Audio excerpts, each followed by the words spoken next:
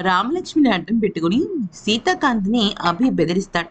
ఇక సీతాకాంత్ భరించలేక మెడ మీద పీక మీద చెయ్యి పెట్టి ఇంకొక మాట మాట్లాడితే నేను చంపేస్తాను రా అంటూ బెదిరిస్తాడు. ఆ సమయంలో అక్కడ అభి సీతని కూల్చేసి రామలక్ష్మి వస్తోందని చెప్తాడు. వాడు చెప్పినట్టుగానే రామలక్ష్మి వచ్చి ఎందుకు అభి నువ్వు ఆఫీస్కి ఇంటికి పదే పదే వస్తున్నావని అభిని నిందిస్తుంది. అయితే ఇక అభి అటు సీతాకాంత్‌కి మంచిగా ఉన్నట్టు, ఇటు రామలక్ష్మికి మంచిగా ఉన్నట్టు మాట్లాడతాడు. అంతేకాకుండా రామలక్ష్మి ఏమంటుందంటే, "ఇక్కడ మా నాన్న పనిచేస్తున్నాడని, నువ్వు ఇమ్మీడియేట్‌గా ఇక్కడి నుంచి వెళ్ళిపోమని" చెప్తుంది. దాంతో సరే అని చెప్పి వెళ్ళిపోతాడు. ఈలోపు సీత ఎలాగైనా సరే రామలక్ష్మికి అభి గురించి నిజం చెప్పాలని అనుకుంటాడు.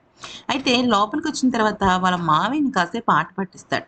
వాళ్ళ మావయ్య సరే అని చెప్పేసి బయటికెళ్తున్న సమయంలో అభి కనిపిస్తాడు.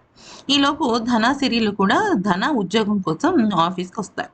అయితే అభిని మాణిక్యం చూసి వీడు ఎందుకు ఇక్కడ ఉన్నాడని చెప్పేసి కోపంతో ఊగిపోతాడు. అది ఈరోజు జరిగిన ఫస్ట్ హాఫ్ సీరియల్ భాగం. దీన్ని బట్టి గమనించాల్సిన విషయం ఏంటి అంటే సీతాకాంత్‌కి తెలియకుండానే అభిని పక్కకు తోసే విషయంలో మాణిక్యం కూడా ఎంట్రీ ఇచ్చాడు. వన్స్ మాణిక్యం ఎంట్రీ ఇస్తే మాత్రం కథ మొత్తం యూ టర్న్ తిరుగుతుంది.